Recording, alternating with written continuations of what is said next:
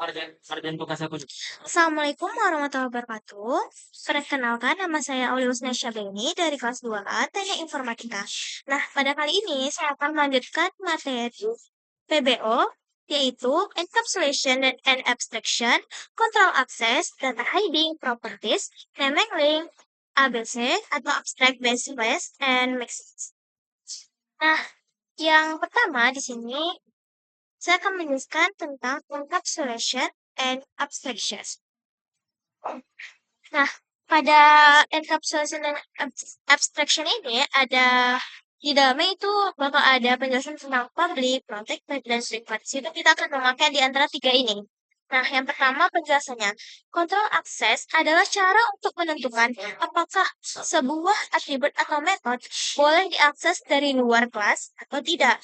Nah, jadi dia tuh bisa diakses dari luar kelas atau tidak. Dia tuh harus menentukan dulu. Dan itu bisa diakses dari luar ataupun tidak. Nah, di Python terdapat tiga jenis kontrol aksesnya yang umum yang sering digunakan. Nah, yaitu yang tadi ada public, protected, dan private. Nah, public berarti data dapat diakses secara bebas dari mana saja, bisa dari manapun, entah dari siapapun itu bisa diakses. Namanya juga public. Nah, selanjutnya ada protected. Protected ini berarti data sebaiknya hanya digunakan di dalam kelasnya aja gitu, atau turunan di dalam kelasnya. Nah, sedangkan private berarti dia tuh hanya berarti data yang disembunyikan dan tidak boleh diakses langsung dari luar kelas. Nah, kontrol akses digunakan agar data di dalam program lebih aman, lebih rapi, dan tidak mudah serangan diubah oleh pengguna ataupun programmer lain. Nah, pada di bagian sini, ini adalah contoh dari bagian-bagian encapsulation. Kan yang pertama tadi itu kita menggunakan nah,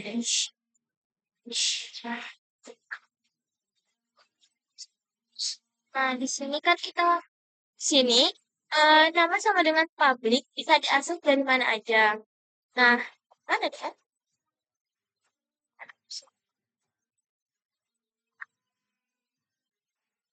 Nah, ini dong. Nah, di bagian kontrol akses, tadi kan kita memahami kontrol aksesnya kan. Nah, dari bagian ini kan misalnya ada self titik nama. Nah, yang ini adalah contoh dari public. Bisa diakses dari mana saja. Nah, yang self titik underscore name itu pokoknya yang titik underscore yang underscore yang satu berarti itu adalah protected. Sebaiknya hanya dipakai di dalam kelas atau turunannya aja. Nah, yang ketiga itu ada privat. Nah, contohnya seperti ini. Iti underscore underscore IPK. Nah, underscore itu harus dua. Karena kalau satu berarti itu protected. Kalau nggak pakai underscore berarti public. Tapi kalau dia pakai underscore-nya dua, berarti itu adalah one. Nah, privat ini kan tadi seperti yang saya katakan tidak bisa langsung diakses dan keluar. Nah, seperti ini contoh. Nah, berarti dia menghasilkan visual sama dengan ya, seperti ini. 8 amin. Oke, yang kedua itu ada data hiding. Nah, data hiding ini adalah konsep menyembunyikan data penting di dalam kelas agar tidak dapat diakses atau diubah secara langsung dari luar. Biasanya data yang disembunyikan adalah data yang sensitif seperti saldo rekening, terus password, ada nilai, atau informasi pribadi nih. Nah, dengan data hiding, penggunaan harus menggunakan metode tertentu yang sudah disediakan oleh kelas untuk melihat atau mengubah data tersebut. Hal ini membuat program menjadi lebih aman dan mengurangi risiko kesalahan. Nah, itulah gunanya ada data hiding. Nah, pada underscore saldo ini disembunyikan agar tidak bisa diubah langsung dari luar. Kan tadi seperti contoh yang pertama itu. Nah ini, berarti titik underscore yang ada dua, berarti itu kan lipat nih. Nah, seperti namanya juga data heading kan menyembunyikan tentu dia menggunakan yang private nih. Nah, itu contoh yang di bagian ini. Nah,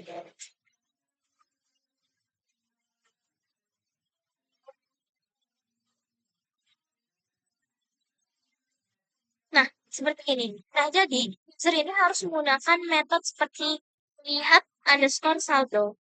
Lihat underscore saldo atau setor underscore uang untuk kita bisa mengaksesnya. Karena kan itu print. Nah, ketika kita print, kita akan memasukkan saldo awal dan saldo akhir.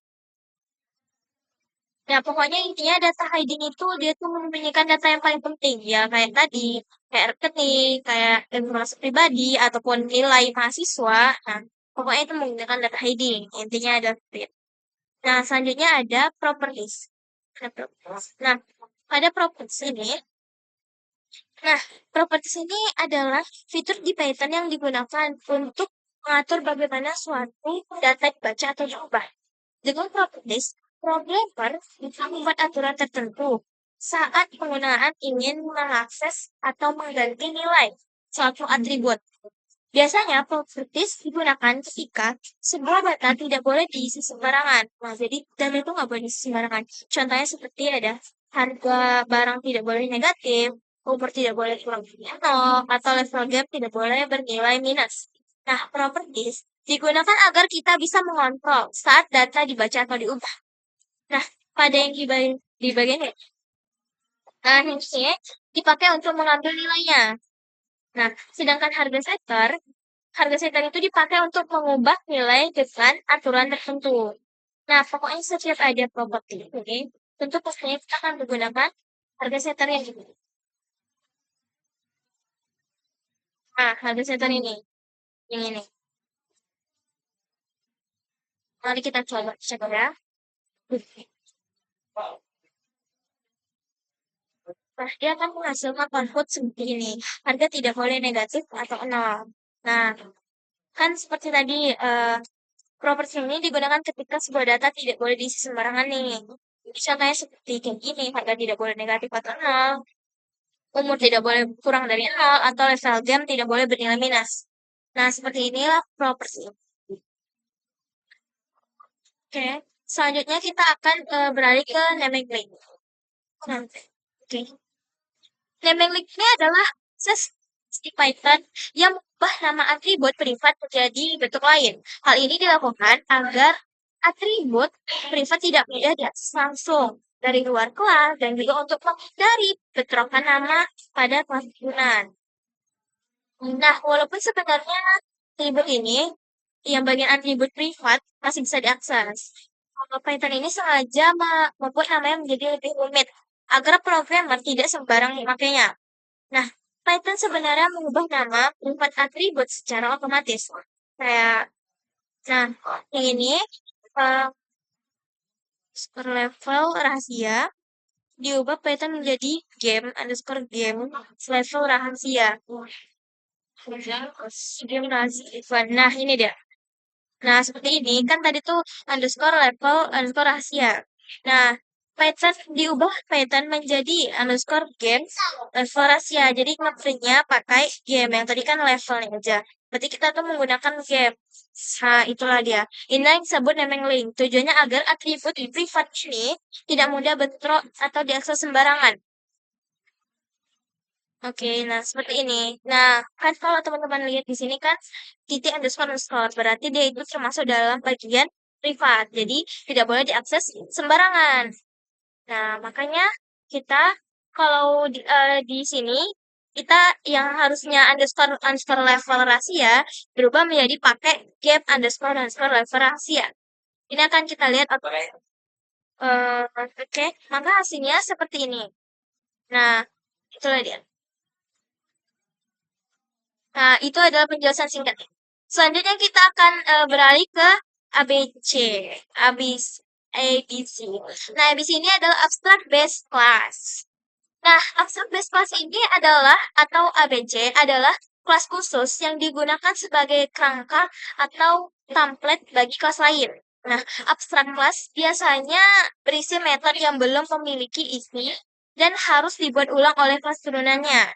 Nah, tujuan tujuan dari abstrak kelas ini adalah agar semua kelas turunannya memiliki struktur yang sama. Nah, misalnya semua kendaraan harus memiliki metode bergerak, atau semua hewan harus memiliki metode bersuara. Nah, seperti itu contohnya. abstrak class dipakai sebagai template kelas lain. Contohnya di sini kendaraan kan di sini.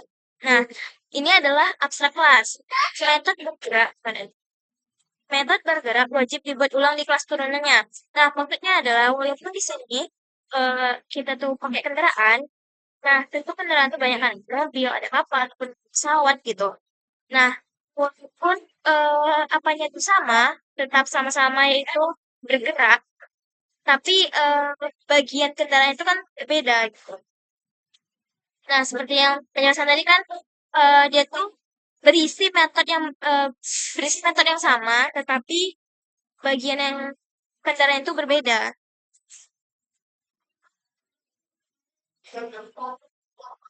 Nah, seperti ini contohnya ya. Habis itu, oke. Kelas abstrak ini tidak bisa dibuat objek langsung. Nah, jadi seperti ini. Kan yang tadi kan, walaupun dia sama, tetapi yang di bagian, nah, walaupun geraknya sama, tetapi yang di bagian kendaraannya itu berbeda. Nah, pokoknya outputnya seperti ini. Nah, ini mobil berjalan di jalan raya ataupun kapal bergerak di atas laut. Contoh dari ABC.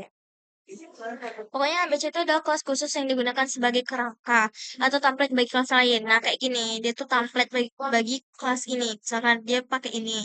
Tapi karena dia tuh mengikuti yang ini, karena kan seperti yang dijelaskan tadi, dia adalah template bagi kelas lain. Oke, selanjutnya kita akan ke yang terakhir. Bukan terakhir sih. Selanjutnya kita akan ke mixins. Nah, mixins. Nah, mixins adalah kelas tambahan yang digunakan untuk memberikan fitur tertentu ke kelas lain tanpa harus membuat pewarisan yang rumit. Mixin biasanya hanya berisi beberapa metode sederhana yang bisa dipakai ulang di banyak kelas. Nah, konsep mixin ini berguna agar programmer tidak perlu menulis kode yang sama berulang kali nih. Nah, misalnya ada fitur cetak, simpan, login, ataupun ekspor yang bisa digunakan oleh banyak kelas berbeda. Mixin adalah kelas tambahan yang memberikan fitur tertentu ke kelas lain. Seperti ini. Yang ini mana deh? Nih kan, cetak. Di sini cetak underscore info dan simpan mixin. Nah, cetak mixin ini memberikan fitur cetak ya. Cetak mixin. Nah ini, cetak mixin ini yaitu kan memberi fitur cetak dan simpan mixin bisa memakai kedua fitur tersebut. Dan simpan mixin ini kalau yang cetak mixin ini kan menyetak mixin. Kalau yang simpan mixin menyimpan beri fitur simpanan. Nah, sedangkan kelas mahasiswa mana dia? Nah, kelas mahasiswa ini bisa memakai kedua fitur tersebut tanpa harus menulis ulang metode. Jadi, adanya guna kelas di sini itu tuh dia bisa langsung mencetak sekaligus menyimpan. Jadi kita nggak perlu satu-satu nih untuk yang ini cetak aja, yang ini simpan aja. Nah, disitulah gunanya kelas. Di bagian kelas mahasiswa ini kita langsung saja mencetak sekaligus menyimpannya. Nah, dengan cara kita tulis lagi mahasiswanya sama dengan mahasiswa dia sesuai nama kan self nama kita isi nama. Nah, di sini kita kita panggil lagi bagian mahasiswa karena kan dia kan di dalam mahasiswa ini nih.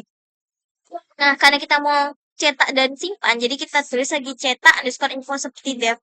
Kita panggil lagi devnya cetak underscore info. Nah, karena kita mau dua-duanya, jadi langsung aja mahasiswa titik simpan seperti sini simpan.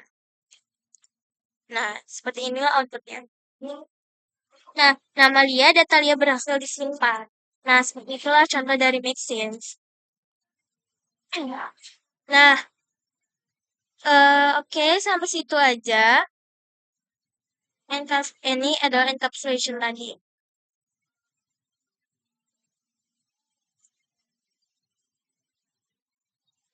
Sampai situ, tuh, di bagian encapsulation ini digunakan untuk melindungi. Oke, encapsulation tadi tuh adalah digunakan untuk melindungi data agar tidak bisa diubah sembarangan dari luar kelas ya. Nah, gunanya. Nah, ini yang tadi ABC-nya. Ini nih, apa ya, namanya? Ini langsung dari awal sampai akhir yang kita buat. Kayak tadi. kan yang pertama kan kita tuh ada ABC kan. Nah, ABC itu kan abstract base class. Nah, di bagian sini di bagian yang ini kita di sini kita pakai abstract base class-nya. Nah, di sini kita pakai def init lagi. Kita pakai def init terus nah, selanjutnya kita pakai properties di sini. Di encapsulation ini kita pakai propertiesnya. Nah, ini ada properties. Seperti yang saya bilang tadi kan, kalau ada property tentu ada level setternya. Sini kita menggunakan properties. Nah, properties tadi itu kan digunakan untuk mengatur bagaimana suatu data dibaca atau diubah kan. Nah, di sini kita buat yang fullnya. Nah, baru kita pakai lagi abstract method. Terus kita buat lagi ini sebagai contoh. Ini sebagai contoh kita pakai game ya teman-teman. Nah, kalau kita hasilkan outputnya, maka dia akan menghasilkan ini. Nah, contohnya seperti ini. Nah, ini adalah contoh dari dari ABC, terus properties, terus ada bagian udah ada tadi. Ada bagian instance juga. Nah, seperti itulah contoh dari seperti itulah penjelasan penjelasan ABC, penjelasan encapsulation abstraksi, control access, data ID, properties, naming list, abstract base class, dan mixins. Encapsulation and abstraction ini adalah itulah yang tadi saya jelaskan itu adalah control access-nya. Di dalam control access itu ada 3 yang biasa digunakan. Itu privat, public, dan protected. Nah, seperti itulah penjelasan singkat dari materi yang saya jelaskan. Nah, mohon maaf apabila ada kesalahan kata ataupun kekurangan kata. Saya pamit undur diri. Kita akan lanjut ke materi selanjutnya minggu depan. Terima kasih. Sekian, saya pamit undur diri. Assalamualaikum warahmatullahi wabarakatuh.